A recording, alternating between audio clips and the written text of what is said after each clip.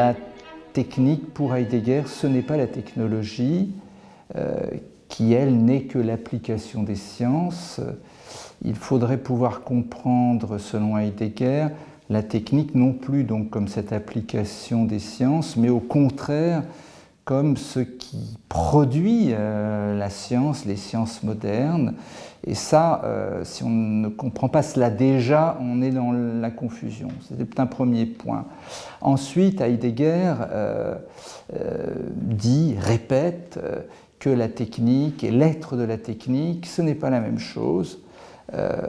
Ce que cela signifie, c'est précisément ce que je viens de dire, à savoir que l'être de la technique doit être entendu plutôt comme une façon, une manière qu'ont les choses d'entrer en présence, de se dévoiler, et non pas du tout, là encore, comme cette application, la technique, au sens où on l'entend communément. La conséquence qu'on voit immédiatement, là, qu'on doit voir, c'est qu'il n'y a pas de, on pourrait dire, de technophobie de la part de Heidegger, il n'y a pas à s'opposer non plus à la technique, puisque ce n'est plus la technologie, puisque ce n'est plus simplement l'impact des sciences ou une production des sciences, il n'y a pas à être technophobe, pas plus qu'il n'y a à être un laudateur béat de la technique, puisque de toute façon nous ne sommes plus dans cette compréhension-là. En allemand,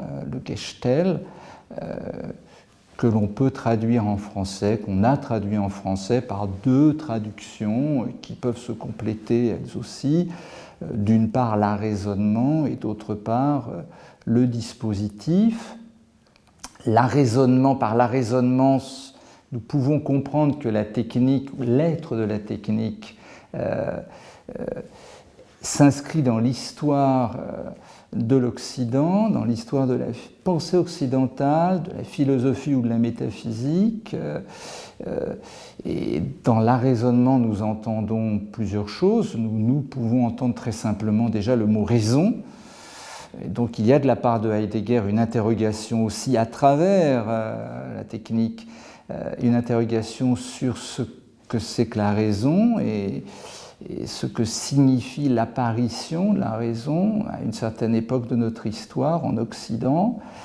Et arraisonnement signifie également, lorsqu'on arraisonne un bateau, c'est une sorte d'arrêt forcé, de perquisition, de réquisition, ce que l'on peut retrouver aussi dans le dispositif, autre manière de traduire l'arraisonnement, et qui lui dit quelque chose de plus, comment dirais-je, de plus, une sorte d'organisation de la gestion, une gestion organisée de tout ce qui est, derrière le Gestell ou avec le Gestell ou cet arraisonnement, étant évident qu'il y a aussi une mise à disposition de tout ce qui est.